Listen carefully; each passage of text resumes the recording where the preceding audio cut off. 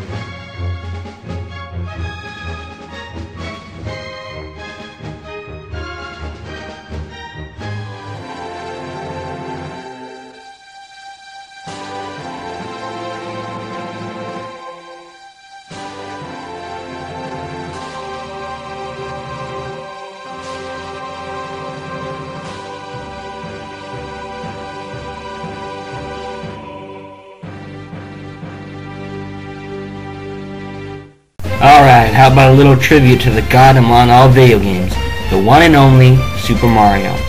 Oh. Aw, don't cry, Luigi. I have a very special countdown planned in which I'll need your talent and funny antics. Oh yeah, lucky me. Well, anyway, Mario is the main point of innovation that Nintendo uses to excel the video game industry. So, here is my rules-free list of what I find to be the 10 best Mario games. Please enjoy. Kicking off the countdown is the greatest Mario sports game to date, Mario Super Sluggers. Released on August 25th, 2008 for the Nintendo Wii, this game surely did not disappoint. Its gameplay is much like Superstar Baseball, but with improved graphics, a wider cast of characters, motion controls, and an amazing intro.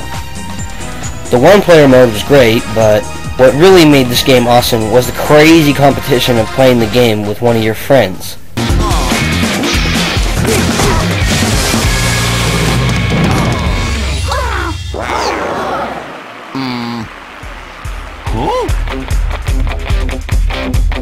Yes.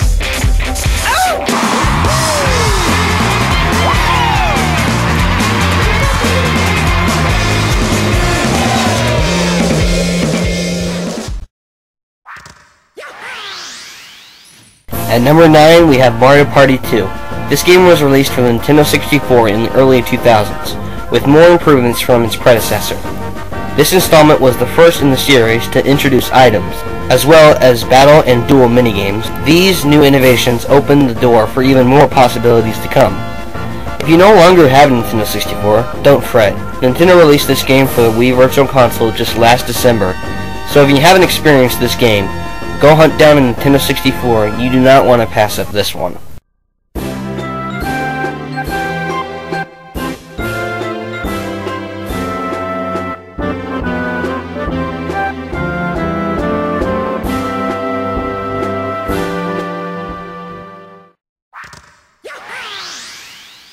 Next we have Super Mario 60...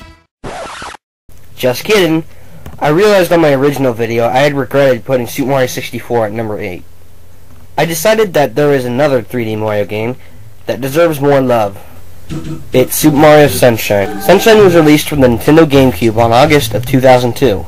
This Mario adventure was a follow-up to Super Mario 64. While it's not as famous as the other Mario games, this installment was one of the most innovative in the whole series.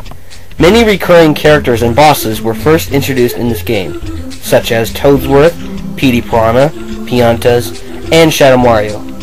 Also, I believe this is the first game in which you ever hear Bowser speak. This would have been much higher if it wasn't for that fucking bastard Bowser Jr. The next entry on this list is the second best-selling Mario game of all time. Just ahead of Super Mario Land, and right behind Super Mario Bros., we have Super Mario World. Super Mario World was released alongside the Super Nintendo on August 13, 1991. Just by looking at gameplay footage of this game and listening to its awesome soundtrack, it's easy to see why this game sold 20 million copies. Damn! And if that's not good enough to justify it being good, then you should know that this was the first game to have Yoshi in it. Another fact this game pons is that this is actually Shigeru Miyamoto's favorite Mario game.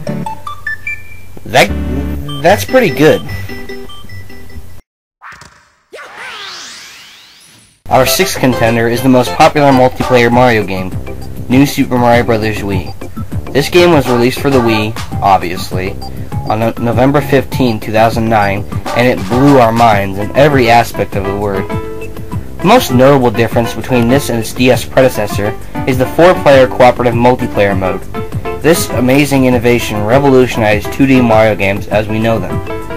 Another great addition to this game was the return of the Koopalings, because I love these guys, and I think they have a lot of potential when it comes to villainous roles. And that's enough to give it the spot at number 6. I've got a question.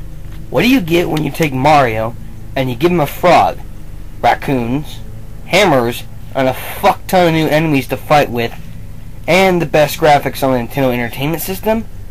Well, that's a stupid question. Everybody knows that all this shit added to the pudgy Italian plumber.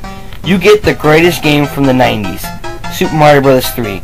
Released on February 9th, 1990, this fucking crazy game needed a big screen appearance.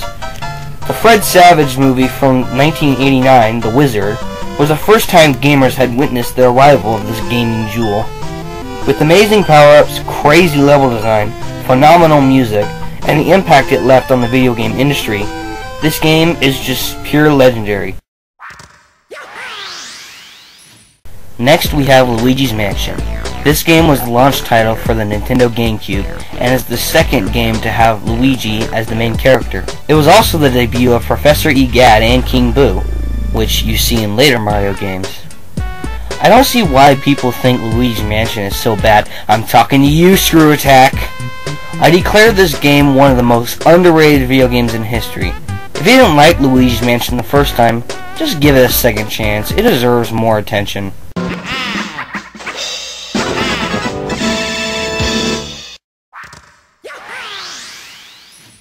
Without doubt, the greatest game on the GameCube is the second installment in the Paper Mario series, The 1,000-Year Door.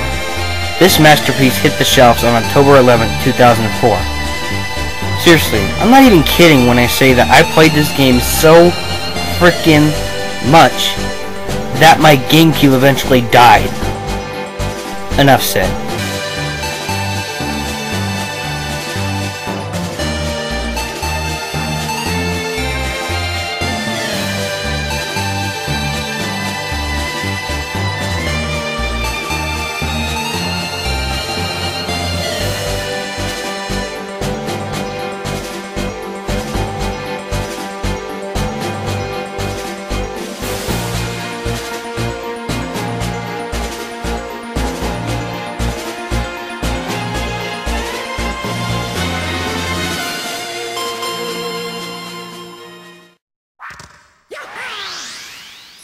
In 2007, Nintendo stumped our expectations with Super Mario Galaxy. For 3 years, nobody could match what the original Galaxy had presented. But, just last May, Nintendo came out with Super Mario Galaxy 2, the best Mario platformer to date. So many things changed from the original, it's mind-numbing. They improved the soundtrack, the levels, the enemies, the power-ups, and the length. They brought Yoshi back better than ever before. Just think of this game as Super Mario Galaxy, but with better power-ups, it's twice as long, and it has Yoshi. But what could possibly be Super Mario Galaxy 2? Well, let's recap.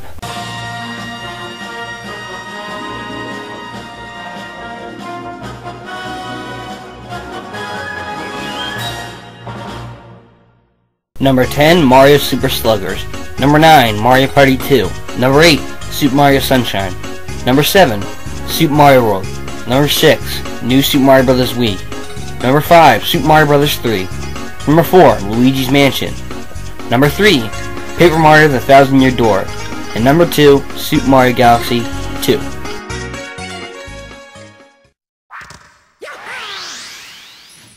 I couldn't help it. Although it's a spin-off and not part of the main platformer series, Mario & Luigi Bowser's Inside Story is the greatest video game I have ever played. For a start, it's an RPG, which is my favorite genre of game. It's different from typical RPGs in the fact that you cannot just leave your attacks on autopilot. You'll devastate more enemies if you press specific buttons accordingly. Of course, the main highlight of this game, Fawful. He is finally the main antagonist, and he even proves to be able to conquer all of the Mushroom Kingdom using ultimate dark power. It also has the all-around best soundtrack I've ever heard so far. This game felt so fresh, I classify it as perfect. This game is number 1 on this list, and my recommendations list. Well, this is my list, and I say to you, farewell.